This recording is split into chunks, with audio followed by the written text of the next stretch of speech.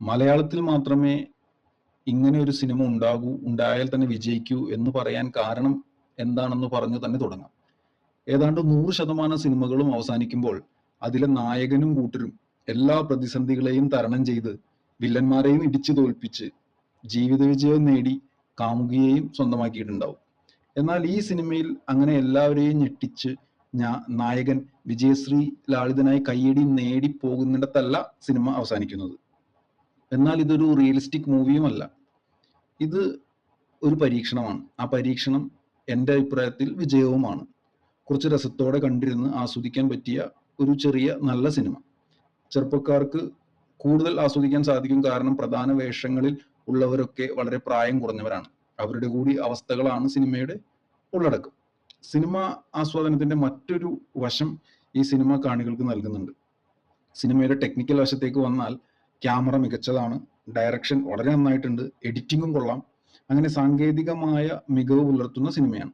Boxing സീനുകളൊക്കെ ചിത്രീകരിച്ചിട്ടുള്ളത് വളരെ വളരെ വളരെ നന്നായിട്ടുണ്ട്.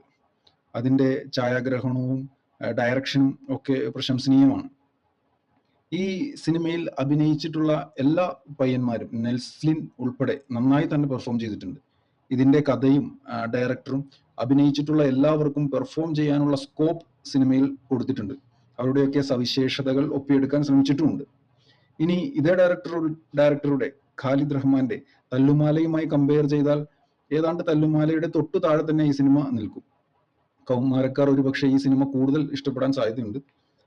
സിനിമയിലെ തന്നെ എല്ലാ അഭിനേതാക്കളുടെ പ്രകടനവും ടെക്നിക്കൽ വശങ്ങളും ശ്രദ്ധിച്ചാൽ തന്നെ മനസ്സിലാവും ഈ സിനിമയുടെ പിന്നണിയിൽ പ്രവർത്തിച്ചിട്ടുള്ളത് വളരെ ആത്മാർത്ഥമായി തന്നെയാണ്. പ്രവർത്തിച്ചിട്ടുള്ളവർ നല്ല ആത്മാർത്ഥമായി തന്നെയാണ് സിനിമയെ സമീപിച്ചിട്ടുള്ളത്. ഒരു വശവും ഒന്നും ഉഴപ്പി ചെയ്തിട്ടില്ല എന്ന് പറയാം.